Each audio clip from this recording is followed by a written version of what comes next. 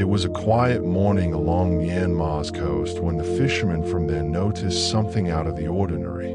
A huge silvery gray monster, for they had never seen anything like it, lay dead on the beach. Its snake-like body shone in the harshness of the sun, and its presence filled the natives with a mixture of wonder and terror. What this was an oarfish, a deep-sea animal never usually found so deep. Across cultures, and particularly in Japan, untimely emergence of such beings has been traditionally believed to foretell looming natural disasters, specifically earthquakes. Just days after the incident, there was an earthquake of immense power sweeping through the area. The coincidence was uncanny, and everyone was convinced that there must have been some connection between the incidents. Gossip spread, reminding one of the old myths that sea serpents burst through to the surface to forewarn mankind of impending disaster. Does there then exist any science which would make this notion plausible? To investigate this, we dive deep into the ocean, where there are live creatures like the oarfish. Oarfish live normally at depths ranging from 200 to 1,000 meters, and surface sightings by them are not very frequent. Their fast surfacing is well recorded in different regions of the world prior to seismic activity. In the case of the year preceding the disastrous 2011 Tohoku earthquake and tsunami in Japan, for example, several oarfish had washed up along Japan's coastline. Such instances have been used to support the theory that the animal is equipped with a sixth sense, informing it of tectonic activity. But scientific research has sought to probe whether there is any basis for such a connection. Researchers from Tokai University and the University of Shizuoka analyzed a comparison of 221 large earthquakes and 336 observations of deep-sea fish from 1928 to 2011 in Japan. Based on their findings, there was one case of single occurrence in which there existed a large earthquake in 30 days and 100 kilometers of an observation. They therefore concluded that reported correlation is not fact but fantasy. In spite of all this, alternative explanations of the oarfish behavior are put forward by some scientists. According to their opinion, perhaps the fish react to minute distortions in the Earth's crust, like the escape of gases or movements in magnetic fields, and are drawn towards less deep seas. Others have proposed that environmental conditions such as variations in water temperature or currents could lead these deep-sea fish astray into unfamiliar waters. In the Myanmar case, the center of the recent earthquake was offshore beneath the sea floor. This type of seismic activity has the potential to disturb marine ecosystems, and this might have some effect on the behavior of deep-sea animals. Even if the oarfish sighting prior to the earthquake is intriguing, one should exercise restraint in such correlation with scientific scrutiny. With every fresh find of the deep-sea secrets and seismism on our planet, tales of such a being as the oarfish continue to leave us amazed by the gargantuan secrets lurking beneath the ocean. As signs of doom or casualties of nature, their unexpected appearances captivate us and make us think about the union of Earth systems. In the wake of the Myanmar earthquake days, Bay of Bengal oceanographers tallied an unprecedented spike in sightings not only of oarfish but also of other seldom-seen deep-sea creatures. Giant squids, ghostly gulper eels, and even fang-toothed fish, animals normally resident in cold black depths, were dead or stunned closer to shore. To most citizens it was no accident. But to scientists tracking tectonic and oceanic interplay, the trend indicated something much deeper. Literally, the ocean floor is a maelstrom world. Deep beneath the seafloor, tectonic plates are grinding, constantly sliding and colliding. Myanmar lies along the geologically complicated border of the Indian and Eurasian plates, with various small microplates constituting the tectonic mosaic. Not only does this elaborate dance of geology create earthquakes, it also conducts shockwaves along oceanic trenches and hydrothermal flow. Such disruptions can potentially change underwater chemical compositions, induce gas releases, and even initiate sudden pressure changes. All these are capable of bringing dramatic impacts to deep-sea ecosystems. Deep sea organisms inhabit conditions of extreme stability. Temperature, pressure, and chemical makeup remain effectively unchanged at such depths, which is why even a slight geological tremor appears catastrophic to them. Scientists hypothesize that one probable explanation as to why such creatures surface after an earthquake is that they are escaping a freshly hostile environment. It's like birds taking flight from a forest fire. Instead of flames and smoke, however, their world is shaken by acoustic pressure waves and poisoned by methane or hydrogen sulfide released from newly opened fault fissures. For Myanmar, some geologists believe that the quake uncovered some of the Andaman Trench system. This trench is not only a profound cut in the ocean floor, it's a biological boundary line with delicate polydocumented living organisms. If fractures did occur during the quake, there is possibility that toxic gases trapped beneath layers of heavy sediments were released instantaneously into adjacent oceans. This would form pockets of low oxygen and displace pH levels, conditions experimented with to terrorize or kill much of the deep sea fauna. Their own internal balance upset, these animals are able to swim upward from the water column in a disoriented fight to live.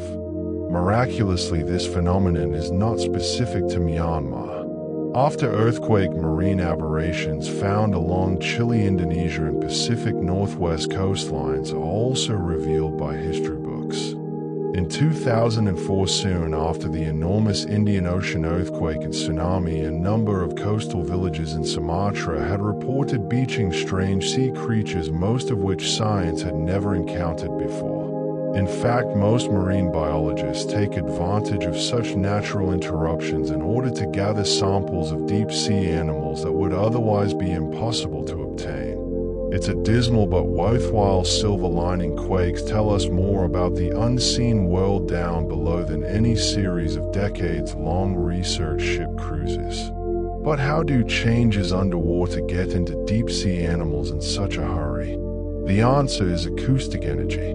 When there is an earthquake in the ocean, it generates ground shaking and also acoustic pulses in water. These waves propagate more rapidly and further underwater than they do in the air. Fish and other creatures are extremely responsive to such vibrations, detecting them well ahead of human technology. Oarfish specifically have ribbon bodies that might innately function as seismometers, vibrating at the same frequency as tectonic motion. These fish are believed by some scientists to be responding instinctively to these changes, running to shallow, quiet waters because of the anomalous energy. This raises an even more general issue: are these animals actually foretelling earthquakes or merely responding to subtle but not defined changes? Either way, their behavior is a type of bioindicator. Like canaries in mines, if they are on top of the water, we know that something is wrong down there. Unfortunately, however, the deep sea remains poorly mapped. Less than 20% of the ocean floor on our planet has been well mapped, and fewer still have been explored biologically. Every creature, such as an oarfish, that makes it to shore is a reminder of how much we don't know. In the recent example in Myanmar, local communities have begun incorporating such data into their own early warning systems. Some coastal communities now forward reports of oarfish and deep sea irregularities to geology departments along with conventional seismic gear. It's an odd union of science and myth, but perhaps not a stupid one. History has proven, after all, that conventional ecological knowledge has typically arrived centuries before modern equipment. Even in Japan alone, fishermen have been documenting earthquake fish for more than 1,000 years, and though not scientifically accurate, they are based on repeating patterns that can't be so readily dismissed. The more science becomes involved, oceanographers are now employing submersibles and seafloor sensors in the Andaman Sea and along the coast of Myanmar to track changes. These experiments are attempting to detect chemical, temperature, and sound changes that happen before earthquakes happen. If patterns exist, then one day it may be possible to add biological alerts like the appearance of specific species to a high-tech earthquake warning system. Until then, the eerie picture of a spectral oarfish will haunt us, baffle our science, and remind us Earth keeps reminding us in the most unexpected messages. At first, it is easy enough to dismiss the relationship between deep-sea animals and earthquakes as superstition, coincidence, or myth. But when they do it again and again over centuries, continents, and cultures, it is hard to dismiss the bigger questions. Why should some creatures, particularly those living in the most shielded environment from surface agitation, so frequently be providing us with proof of seismism ahead of machine or satellite? And why time and again should the event seem to be passing through the same phantom pattern: appearance first, quake second? In seeking the answer, we must look at how Earth's tectonic processes actually influence the sea biosphere. Earthquakes, particularly submarine earthquakes, are not isolated shocks. They emit a cascade that stretches hundreds of kilometers. From microfractures on the seafloor to explosive release of methane clathrates, trapped bubbles of gas frozen under sediments, each transformation has the potential to drastically alter the chemistry and soundscapes of the ocean. Slight pressure or salinity changes might be toxic or disorienting to deep sea life, which exists in completely stable environments. And yet another force much too readily discounted is that of the subduction zones. Myanmar sits at the edge of one of the world's most seismically active areas, where the Indian plate gradually sinks into the Burma plate. This grinding isn't just what creates quakes, it gradually reshapes the seafloor. Every slip or rupture creates new vents, closes others, and pushes entire communities of marine animals out of the way. The thermal and chemical plumes that emanate from such tectonic disturbances propagate outward, affecting animals dwelling well outside of the rupture fault.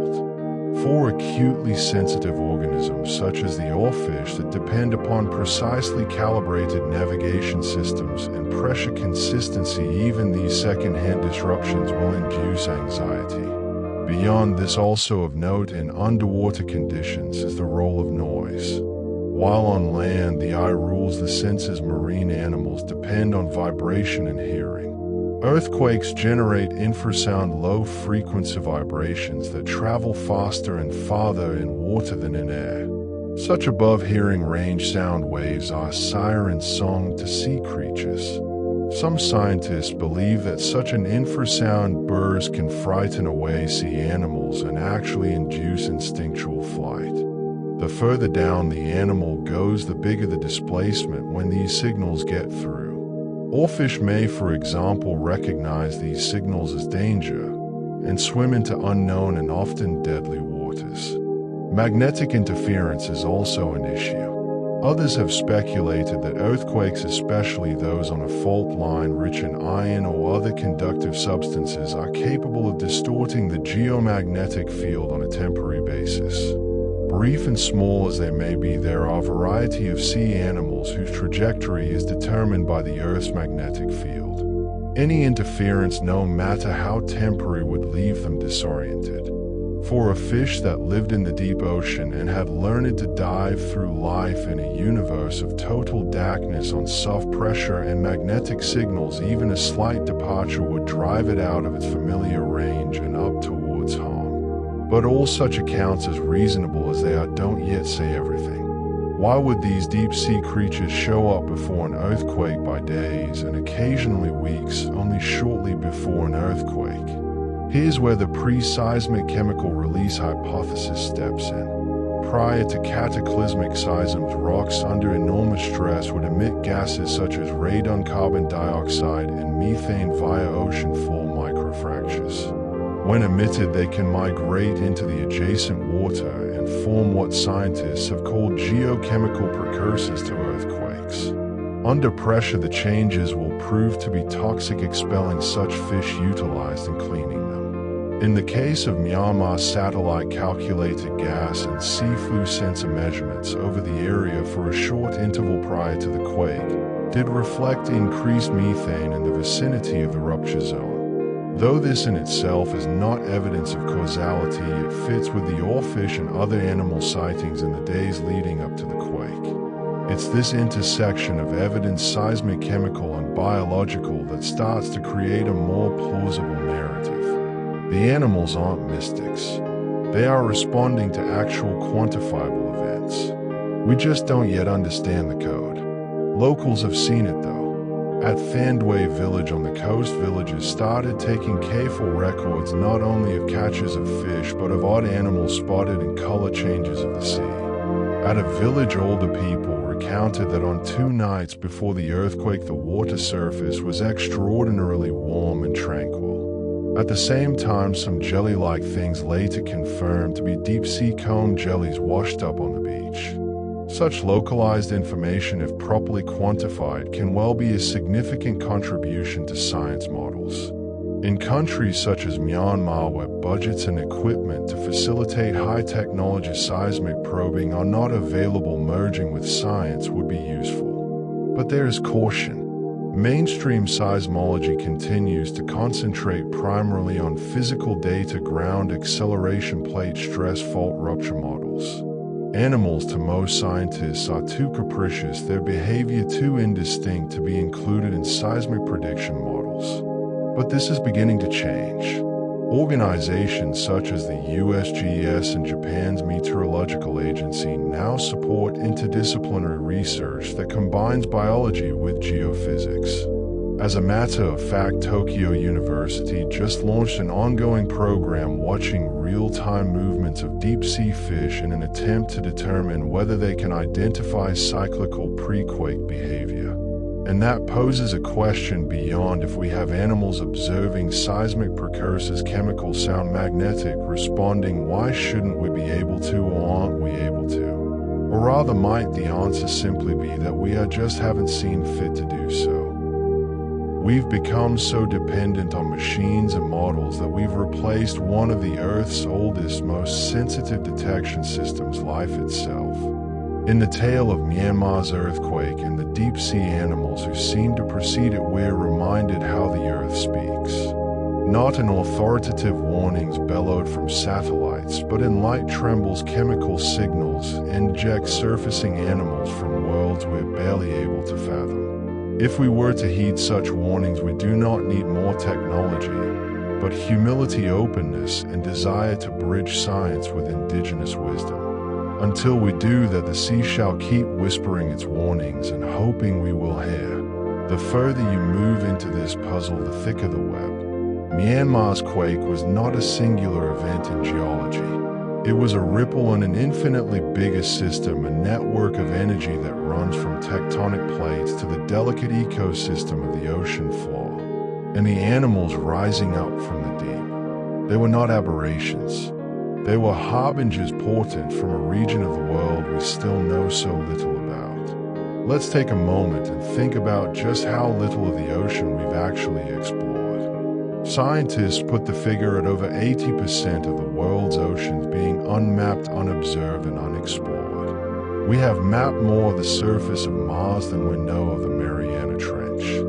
So when something unexpected happens, such as some deep-sea creature unexpectedly bursting to the surface, we react automatically in perplexity.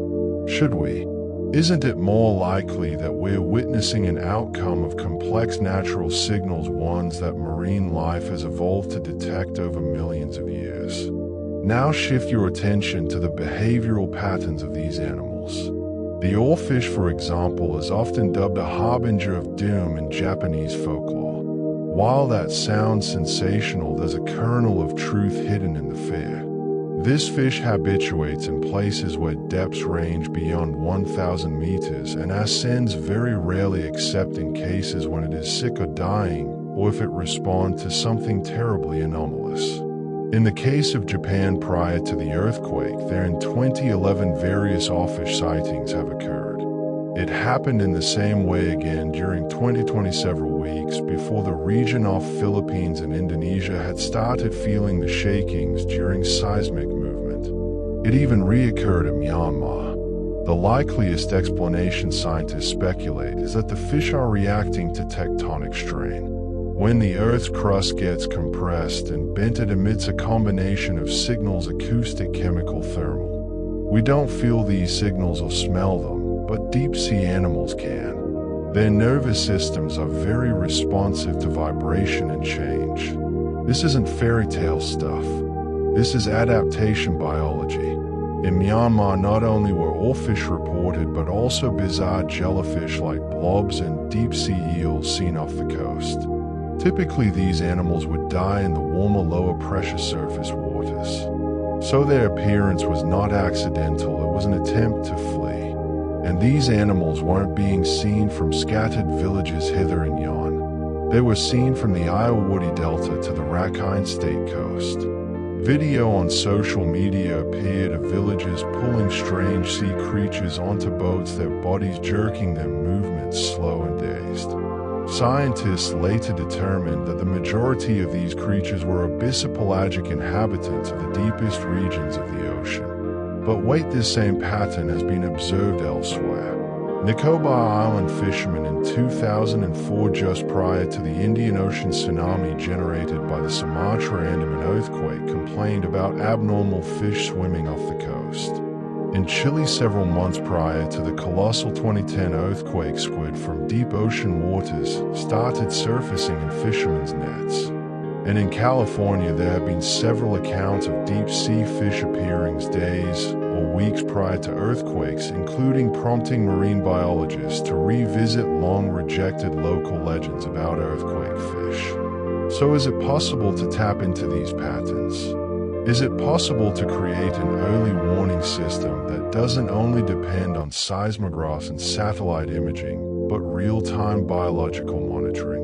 That is what increasing numbers of scientists are hoping for. In Indonesia, they have a mission called Myanmar Quake, trying to do the very same conjoined marine biology and geophysics.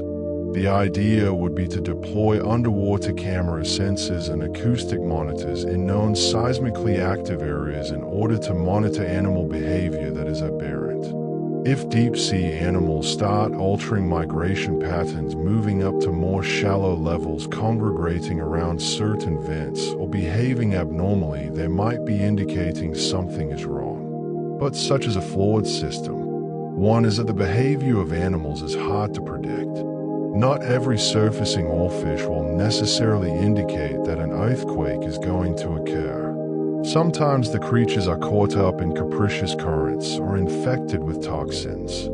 Signal must be pulled out of noise using vast amounts of data and advanced machine learning programs that can identify patterns in the behavior over long periods of time. And then, of course, there is the issue of budget. Earthquake prediction is already one of the worst funded areas of geoscience simply because of the challenge of being able to deliver on anything. Adding biology into the mix is considered speculative, even pseudoscientific by most institutions.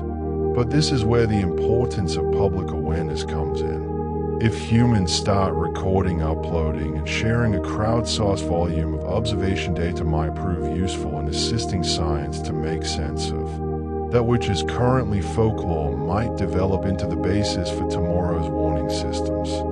Myanmar might provide a laboratory for this novel solution. With minimal resources, citizens already record on ocean observations. One of the Yangon-based non-profits started teaching volunteers to record marine anomalies on the coast. They are asked to take a picture, geotag it, and collect a water sample where they encounter deep-sea creatures. They compare it to seismic activity logs, satellite images, and sea temperatures later. It's citizen science, and it's providing trend crying out to be researched. The genuinely fascinating part is the part this plays in realizing climate change. When the world heats up, the oceans become stratified.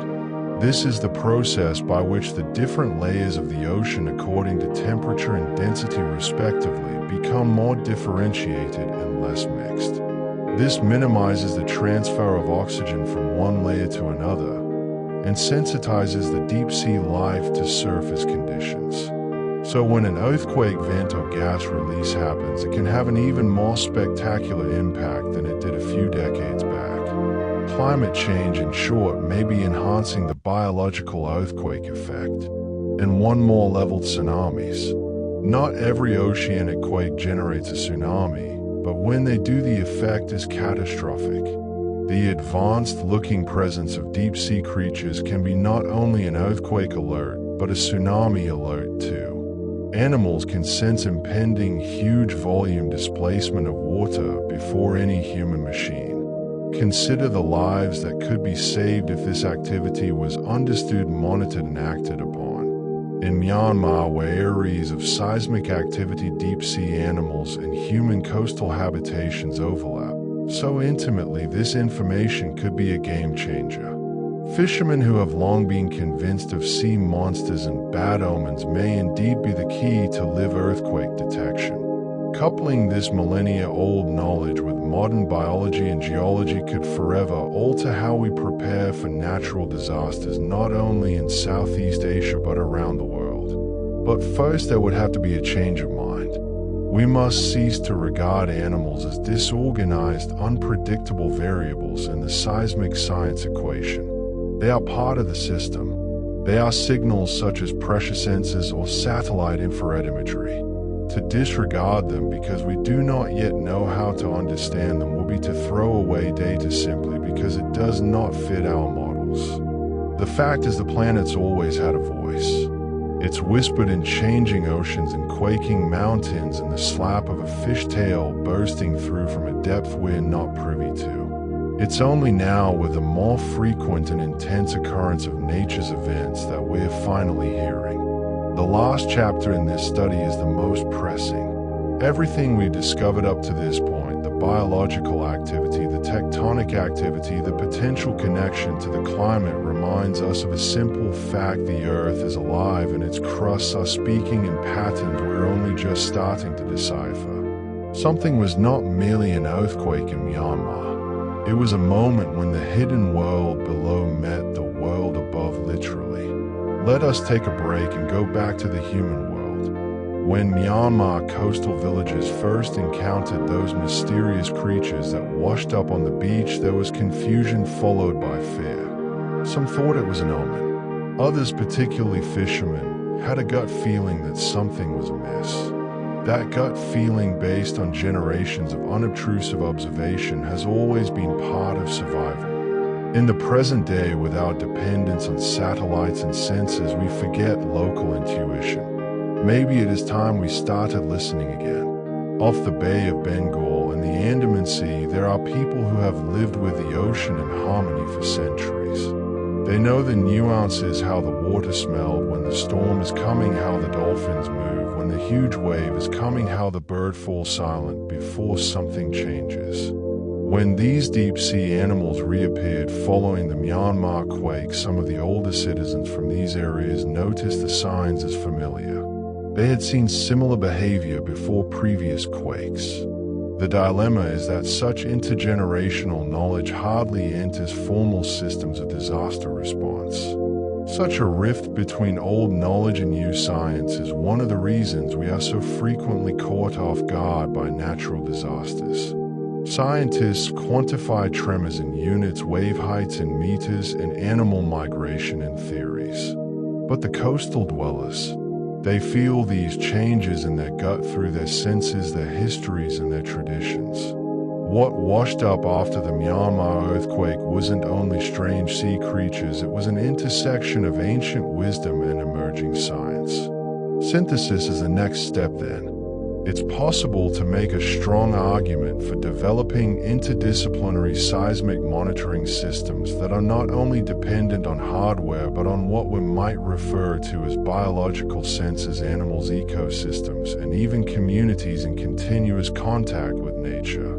Take an early earthquake warning system that doesn't only track seismic tectonic plates but also traces abnormal patterns of migration by sea creatures. A system linking deep-sea animal sightings to water chemistry anomalies and seismic tension buildups. It's not science fiction, it's science that is yet to be widely accepted. Some Japanese universities have begun to record marine animal behavior as part of seismic forecasting projects. Scientists in Chile are tracking deep-sea cephalopods and their response to seafood disturbance. These are preliminary beginnings, piecemeal, scattered, and underfinanced. To be effective, this type of monitoring needs global cooperation, shared data, and a mindset to view animals not just as mere passive recipients, but as first responders in the Earth's early warning system. In Myanmar, because of its singular position both geographically and geopolitically, is bound to become a natural laboratory for this new frontier. The coming together of tectonic instability, deep sea ecosystems, and human exposure makes it a very high-risk place in the world to study these convergences. But it is also a tense region. Political instability, not much money to spend on research, and no infrastructure means that most findings never receive international media attention. For example, accounts of ocean anomalies prior to the 2016 earthquake essentially were disregarded or not given attention because they came from villages, not official reports. If the accounts had been seriously considered, recorded, analyzed, they would have contributed to an even more general system of pattern recognition. It is apparent here, as it is elsewhere, in anguish irony.